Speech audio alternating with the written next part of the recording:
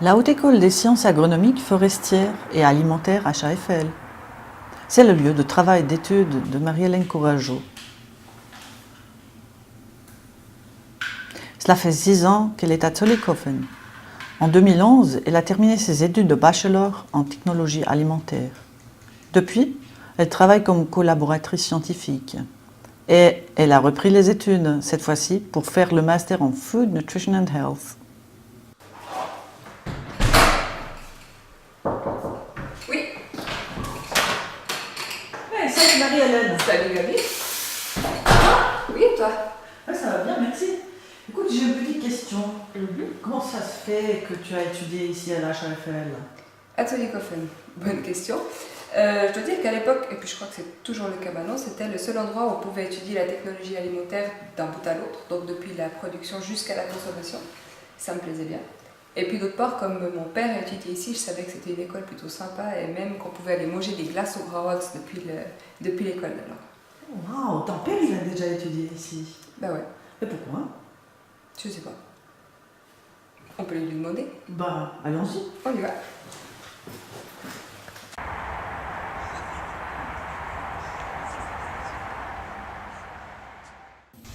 Châteaudet, Pays d'en Haut, canton de Vaud, à presque 1000 mètres d'altitude. 3406 habitants. C'est ici, au bâtiment communal de Châteaudet, que Jean-Michel Chapalet, le père de Marie-Hélène, gère les finances de la commune. Une fonction qui, dans le canton de Vaud, porte encore le nom ancien de boursier communal.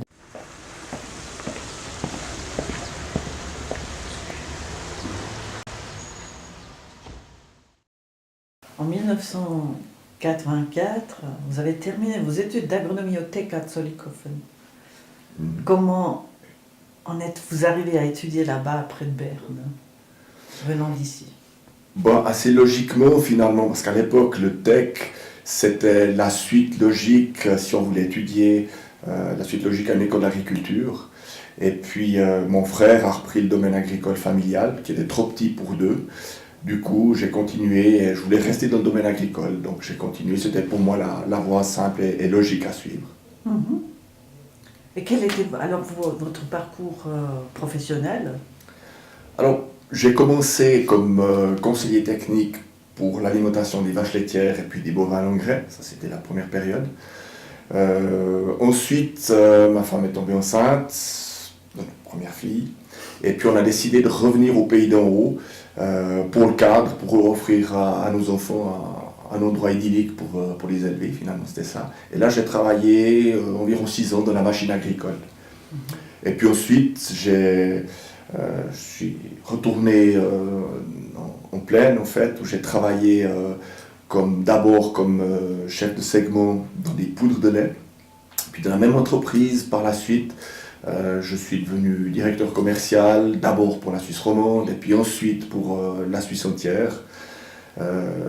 Suite de quoi l'entreprise a été rachetée par une entreprise américaine. Ce qui m'a donné l'occasion, l'opportunité aussi de voyager en Europe et puis aux États-Unis. Et les études à Zollikofen, c'était comment à votre époque? Alors moi j'en garde un souvenir lumineux, c'était vraiment une belle période. C'était lié à l'internat, hein, la vie communautaire, les parties de cartes, le foot. Il y avait quelques aspects aussi drôles où il y avait une seule cabine téléphonique dans l'internat, donc on faisait la queue pour téléphoner à notre copine, on faisait la course pour aller à la mensa pour être les premiers. Voilà, tous ces bons souvenirs qui éclipsent en fait les heures d'études, le manque de sommeil, le stress des examens, etc. Tout ça c'est oublié, c'est derrière. Je garde vraiment un bon souvenir. Et toi Marie-Hélène, grâce au parcours de ton père à Zollikofen, est-ce que c'était plus facile ou difficile pour toi d'entreprendre les études au même endroit?